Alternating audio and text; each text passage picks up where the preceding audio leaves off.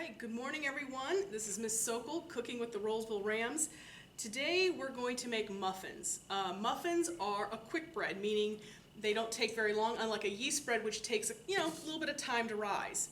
So when we're making a quick bread, we always do it in two separate bowls, but we're going to kind of try to sanctify it all in one. First I'm going to put together my liquid ingredients. So the recipe calls for 4 eggs. So what I did is I cracked 4 eggs into a bowl. The reason I did that and just did the eggs in a singular bowl like this is in case I got any shells in them, I could take them out so it wouldn't be in my recipe. So I'm going to put those in my bowl. Okay. It calls for 1 can of pumpkin. This one, it's a 15-ounce can.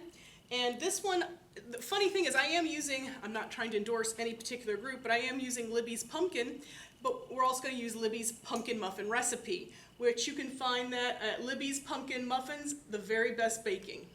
I'll include that recipe when I put in the assignment. So I'm going to take out all this pumpkin. Now right now, if we were to taste this, it wouldn't taste like much. I mean, it smells like pumpkin, but taste-wise, we're about to add a bunch of stuff to make it taste really good. So take out all the stuff.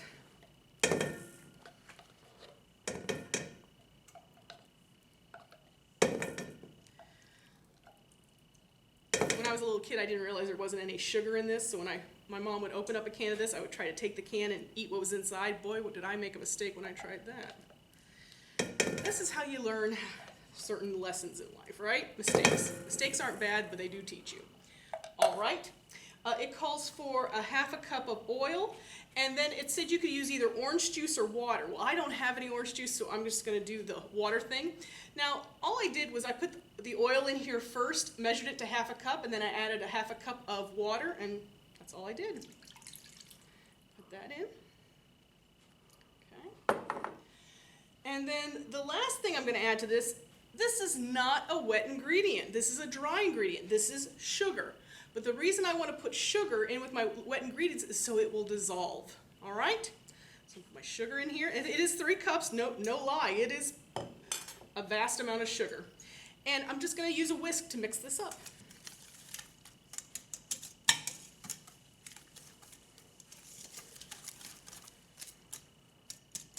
This is, so I am making pumpkin muffins. You could make chocolate chip muffins. You can make blueberry muffins.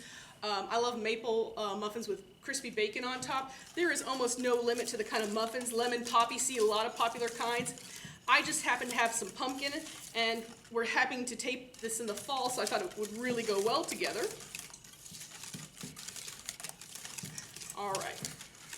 So you can see I've mixed all my wet ingredients together. So I'm going to set that to the side and pray that whisk does not fall in so I don't have to fish it out. Well, we'll see. All right, now we got to put together our dry ingredients. So here is my sifter. I have already put in 3 cups of flour.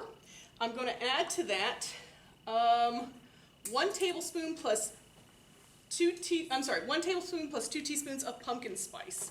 So I have my, my tablespoon. So 1 tablespoon. Come on, do not all spill out at once. I'm trying to do this in a very organized fashion. And you know what I'm going to do? I'm actually going to pour this in with my wet ingredients just because. And then we get 2 teaspoons. I know there's not enough. Yeah, let's get the other one. Okay, a little bit less because I went a little over. Now, pumpkin spice is a combination of ginger, allspice, cinnamon, and nutmeg. It really smells good if you could. I'm just going to give that a short little whisk right there. All right. You know, I know people get all hot and bothered by pumpkin spice lattes. Pumpkin spice muffins really do it for me. Sit. Okay. All right. So after I put that in, I want to put in my leavening agent, which is my baking soda. And I'm going to put 2 teaspoons of that. I'm going to just get the pumpkin spice off of here. Okay. Now I want to double check. It is 2 teaspoons because you don't want to put too much in. It would make it really bitter. 1, 2. All right.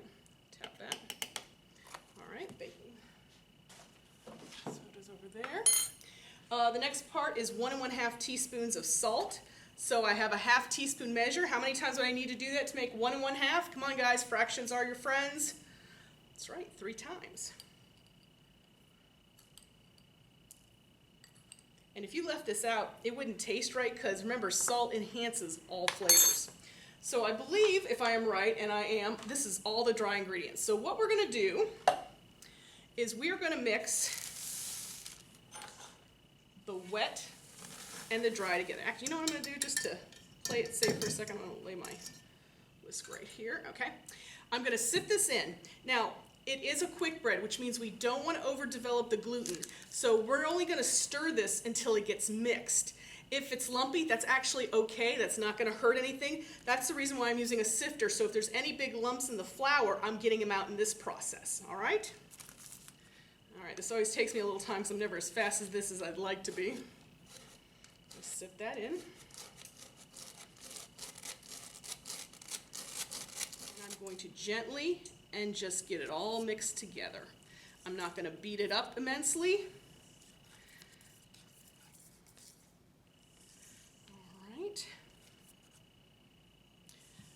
Pumpkin bread is one of those things I make whenever I have a new neighbor or someone is, maybe not going through something. It's just one of those kind little things you can do to let people know that someone cares about them, and I always do it through cooking. No, you don't always have to do your caring through cooking, but that's how it's kind of worked out for me. All right, okay, so look at this. It is lumpy, but it is all mixed together, and that's exactly, I'm trying to get all the dry ingredients out of the whisk here. Let me see here. So now I'm going to come over to my muffin tins, and I am going to spray just the very top, because I'm going to use the muffin liners, but if it comes over the top, I want to be able to get them out easily. Okay, got my muffin cups. What I think I'll do is I'll put in about a 1/2 cup, so I'll get a 1/2 cup measure. Okay, move some stuff out of my way, because I'm going to take this, I'm going to put about 1/3 of a cup in. Yes, this is never as easy as delicate a process as you'd like, but you do what you can. And as you notice, just like when I did my cupcakes, I'm starting in the middle because that's the hardest to get to. And then I'm going to work my way around. Now, as far as if we wanted to top these, I could top them with some pumpkin seeds if I had them. You could actually make a streusel, but I gotta tell you, these muffins in particular are very sweet, so I don't think they necessarily need anything. I'm gonna look at them. I have to see, are they all evenly filled? And I see one that I think is just slightly underfilled, so I'm gonna do a little something about that. All right, maybe that one over there too needs a little love. There you go, now we're all fair and even. Okay, I'm gonna put these in the oven, and I'm gonna put the rest in my other pan. When we come back, you're gonna see delicious pumpkin muffins. See you soon. All right, we have muffins. This one isn't quite done. These might be done as well. I'll have to give these a good check as well. So let's see here. Fix this up. Now remember, the way we check to see if they're done, any baked product like this, is we'll stick a toothpick in the center, and if it comes out clean, it is done. They're done. I'm going to try this one as well. I'm sure it's the same deal. Oh, yes. Yes, yes, yes. Look how beautiful. Look how much they've poofed up, and they look delicious, don't they? Imagine this in the morning with a little bit of butter melted right in there. It's going to be delicious. So I'm going to step out of camera. Well, not step. I'm going to actually we're going to turn off the camera. I'm going to eat one of these. You will not be sorry. I hope you will make them. This is Pumpkin Muffins with Miss Sokol and the Rollsville Rams. Have a good day.